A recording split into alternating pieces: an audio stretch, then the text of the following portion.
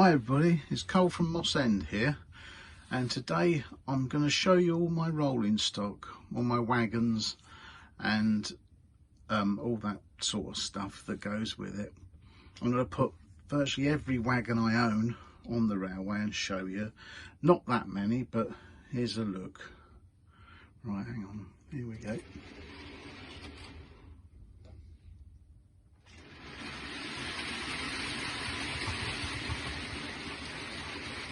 Right, now all these wagons are what I use for my BR Blue fleet. Now this rake of 16-ton wagons, coal wagons here, mineral wagons, I've just finished weathering. Now one of them is done by the factory and the others are done by me. Now let's get a closer look. Now that one there is done by the factory and these others are done by me. Now I'm quite pleased with these. I've tried to do them all as slightly different at different levels of thing, but as I say, it's all looking pretty good. So that's what I use for the BR Blue. I know the early green diesels also pulled the 16-ton, but that's what I use. I've got them a different lot for different things. Now these are my wagons and I've just finished weathering those. Now they are my newest wagons and they're the last I'm probably going to buy new, because I don't know about you, but all the prices of these things are ridiculous and it really is upsetting me, because I haven't got a big budget for my hobby, and you know it does annoy me a bit that they seem to be putting up the prices just for the hell of it. And if it all goes flat on them and people stop buying all this, I'm good, you know, that's what I say, because I think it's extortion at the end of the day. But anyway, these ones I've just finished and I'm going to give you a quick look at those because I'm quite pleased with them as well. Now they're not overdone, but they look quite good. That's an Oxford one that I've bought. So it's that one, I think. Now I will say with Oxford, their wagons are very cheap. What you get for the money is very good, and I'm quite impressed with them. Some people say they're not as detailed, but hey, my eyesight's not that great anyway, so you know I can't see the detail really. But I've done weathering, try to do different things so they're not all identical, and that's what I've come up with. So I'm quite pleased with those. So that's that. Now I'll show you. Get them out of the way.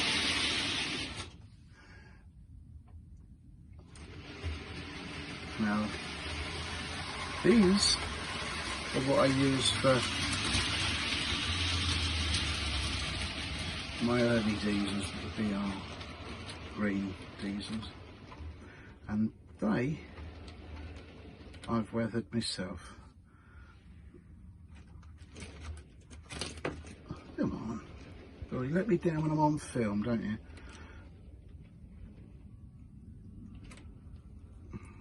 So some of these are really early ones. I've had over 35 years, the Esso ones, and some of them. But as I say, they're what I've done for me BR Green, and I use them for that.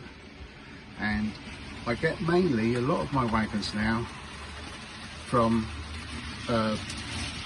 railway fairs and things like that, because I always pick up a cheap bargain and on a well-known auction site.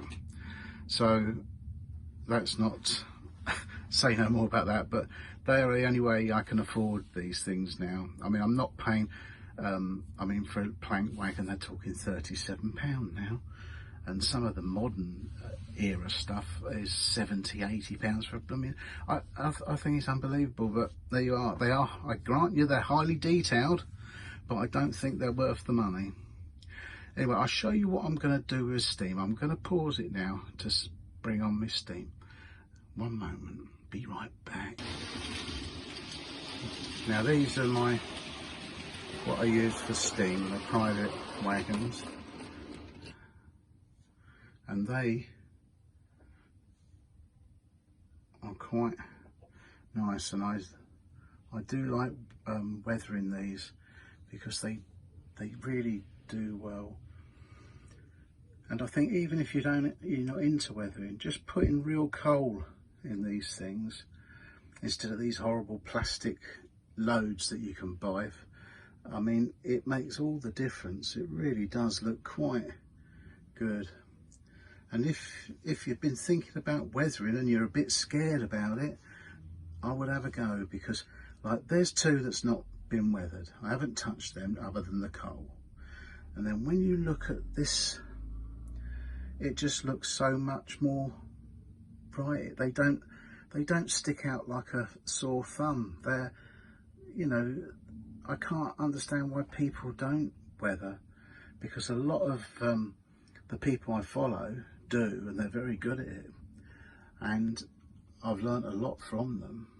But I also follow a few guys, probably 4 or 5, that don't seem to weather at all, and they just look like this, and they just stick out. They look like plastic toys, and I can't understand why they don't, you know, have a go and do it, because it just makes such a difference, I think.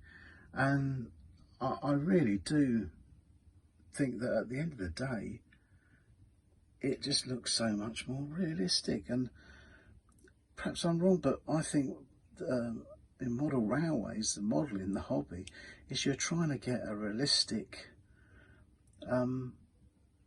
you know, thing of the real thing. So, and it's not hard to do, but start off by just putting real coal in things, and you'll see what a difference that makes. And perhaps that make you get a bit more adventurous and try it. But perhaps you're frightened of when you want to resell things that, you know, if you've all weathered them, you won't get your money back or what. I don't know what it is, but I can't see this to things like that is really, you know, there's no, well, I'm not, I don't want to diss anyone that's not doing weathering and making it look, but I just can't understand it, you know. It's just my personal take. I just can't understand it, why they won't do it. But I am very surprised at some of the prices of the things now. I mean, as you can see, a lot of these are old, with the decouplings, all the old Hornby things that I've had. Now, they don't seem too offensive to me because I was brought up with them, you know, it's normal to me. But now, I mean, even with the small amount of stock I've got, putting all these magnetic couplings on things and everything, it would cost me an absolute fortune, and I can't, well, I don't want to pay that sort of money to do that. But I admit they do look good, but I don't find these couplings offensive, funny enough. But I can understand why people do, because they are a bit clumpy. But there you are. But that's what I've got. So it's just a thing to show you about me wagons on the thing, and really you can get some really good bargains and things at these fairs, which if you're finding it a bit too expensive now, it might be the way to go.